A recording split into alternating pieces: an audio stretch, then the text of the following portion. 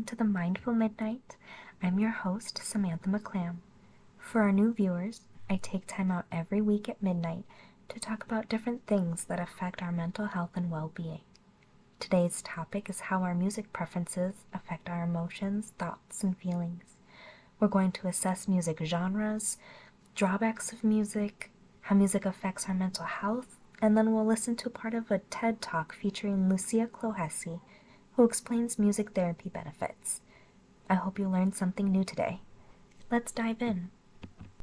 So, let's talk a little bit about music. What kind of music do you listen to? I listen to all kinds of music, ranging from hip-hop, rap, kids' music, and classical music. It really depends on what I'm doing. If I'm working out, I like music with a louder beat and a faster tempo, whereas if I'm studying and getting ready for bed, I listen to classical or slower music without words. There are many genres of music, and they are all classified. According to an article by Li Chen in Frontiers of Neuroscience, genres help to classify what type of music is what. For instance, classical music is instrumental compositions, usually made between 1650 and 1900. Pop music is the most popular music today, boasting easy, repetitive melodies with compelling rhythms. Rap is rhythmic speech with a clearly defined beat and usually tells a story or explains a situation. Over the years, my music preferences have changed. I was more angry at the world in high school, and I would listen to screamo and rap most of the time.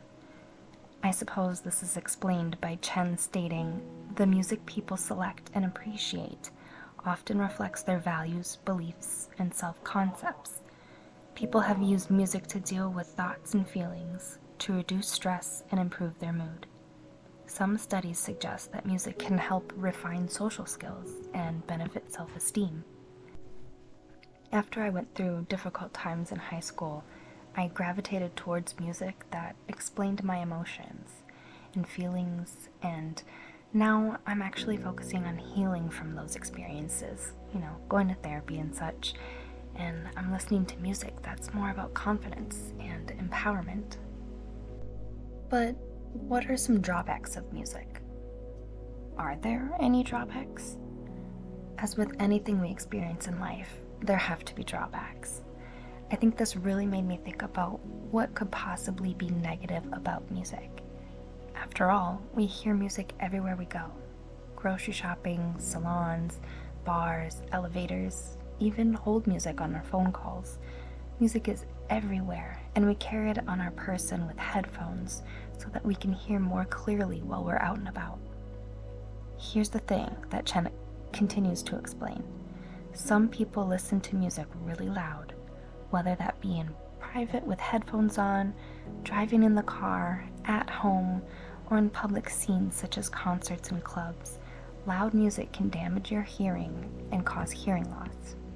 I can definitely say that my younger self did not listen to my mom, and I would blast music in my headphones to drown out any possible sound that could be heard around me. And I have 3 dogs, and they bark at the simplest things like leaves blowing in the wind in the backyard. So it definitely gets pretty loud here. Now, I try to be more aware of my surroundings, and I will turn music down.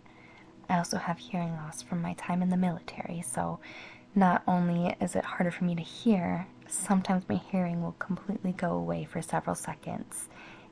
Or I also have tinnitus, which is ringing in the ears. It really sucks getting older at times. Now, Chen also explains that the tones of music can influence emotions, sometimes in negative ways, such as slow and sad songs causing a person to cry or to become upset. Many people, myself included, use music to cope with thoughts and feelings, but having excessive exposure to this type of music can affect mental health over time. It's important to note how much music can affect us and our emotions. Thinking back to my high school experience again, I listened to music that often made me cry. It was such an emotional release. The songs would make me feel as though I was reliving those painful memories that were so fresh in my mind. Now, what might come as a shock is that several studies in Frontiers in Psychology actually show that music preference correlates with mental health.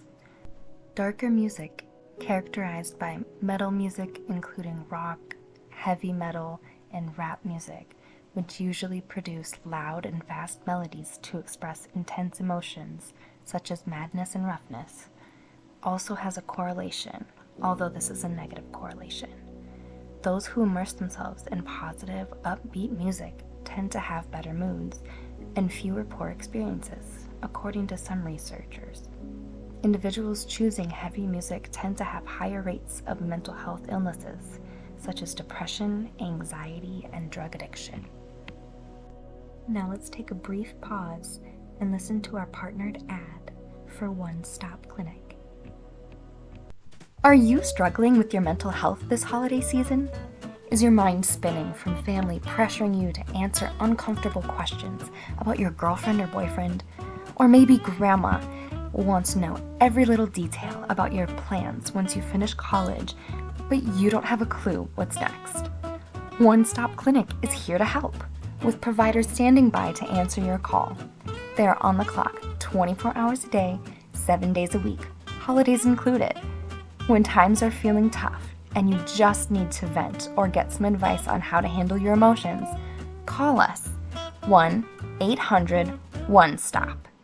1-800-ONESTOP for all of your mental health needs. Don't struggle alone. We've got you.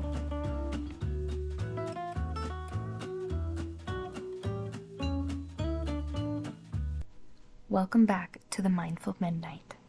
Now let's dive into how mental health is affected by music. Have you ever felt hopeless, alone, or depressed? I remember going through some depression in high school and turning to music as my outlet. Not surprisingly, an article by Fang Bo Lee in Neuropsychiatric Disease and Treatment showcased that depression was one of the leading causes of burden in 2019, being a severe and disabling mental disorder based on a study from the Global Burden of Illness, Injury, and Risk Factors. Did you know that this article also expresses that depression is greatly reduced by music, massage, and acupuncture? I didn't know that, but frankly, I am not exactly surprised. Like I said, I used music as my outlet. I had joined choir and spent most of my time with headphones in, jamming out, and ignoring the world around me. I appreciated that I could zone out or be transported into another reality, if you will.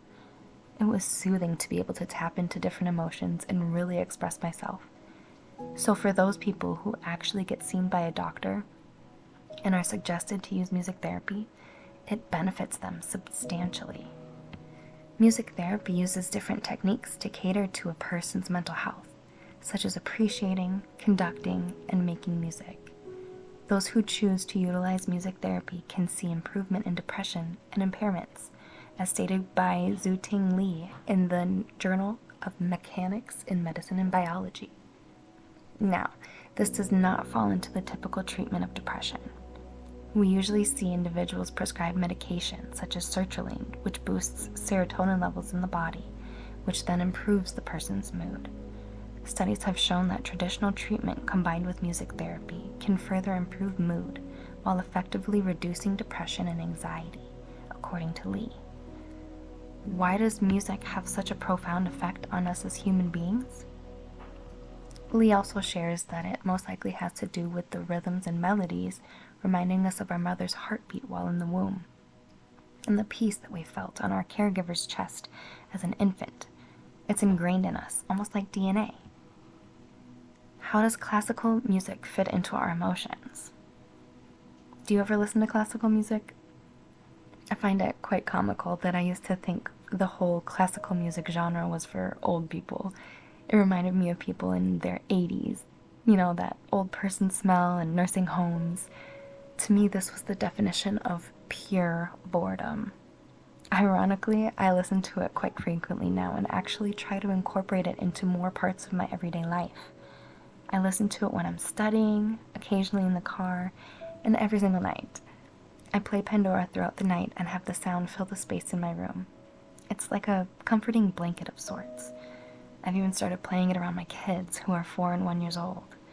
My youngest, he couldn't care less about the music, but my oldest will ask me what each song is called. In the many studies that Lee assessed, there is a clear suggestion that classical music improves our health overall. Classical music improves blood pressure and pulse, the ability to control anger, increases confidence and self-esteem, communication, the ability to control pain, and allows the individual to utilize relaxation techniques to self-soothe. These studies determined that music successfully reduces anxiety and depression levels and loss of concentration. Other, more in-depth studies show music preference may affect emotions as well. Those who listen to heavier music, such as rap, hip-hop, techno, and dance, have higher levels of aggression, anxious behavior, and substance abuse. Now, I'm not trying to say that screamo or rap is going to turn you into some terrible person. I still listen to that kind of music myself, and I'm a pretty easygoing person. However, I do think that classical music has helped to calm me more. I hum along when I know the song, and it feels nice to have a quiet sound fill the silence, in my opinion. I also want to point out that if you haven't noticed it yet, I have had classical music playing since the beginning of this podcast. I started it slower and quieter in the beginning, and increased it over time. So why don't we take a moment and assess, how are you feeling right now? Did you notice the music? Did you feel calm throughout the podcast? Well, we're not quite done yet. I'd like to take a few more minutes to listen to our guest speaker, Lucia Clohessy, who talks about music therapy and what it does. Music therapy is an established, evidence-based health profession practiced by a credentialed therapist in which music is used to address physical, emotional, cognitive, and social needs. Now, music can be accessed by anyone. That is not to be diminished. But it's the unique therapeutic relationship offered by music therapy that makes it a special type of service. Something to consider is that from the point of inception up until our last breath, we respond to music in one way or another. This may be because we're all born with a rhythm within us, right? Our heartbeat. Or perhaps it's something deeper. From stabilizing premature babies in the neonatal intensive care unit, to addressing trauma in children and teens, to increasing coping skills in those living with addiction, or helping with anger management in those incarcerated to prevent recidivism, or supporting older adults with dementia, Parkinson's disease, cancer. Music taps into this phenomenon by meeting the needs of the individual from birth to death. As an intern with the Louis Armstrong Center for Music and Medicine in New York City, I've been able to implement some of this work day to day, and let me tell you, the results are truly incredible. This study, conducted by renowned Louis Armstrong Center music therapists, was the first of its kind to be published in this high-impact medical journal. Researchers sought to find if a specific music therapy intervention could have a positive effect on anxiety and distress in cancer patients undergoing their first day of radiation treatment. As you can see in this graph, patients provided with music therapy had a significant decrease in their distress and anxiety, while the patients who did not have music therapy actually became more anxious and more distressed. This is just one of countless examples of how music can be used clinically. Among the areas addressed by music therapy is perhaps the one that hits closest to home for a lot of us: mental health issues. While the language has evolved, we've begun to identify these as brain disorders, a phrase coined by neuroscientist Thomas Insel. The concept still stands. Evidence shows that music has profound effects on ailments of the mind. A 2014 study deemed music therapy a viable and effective treatment for mental and behavioral disorders.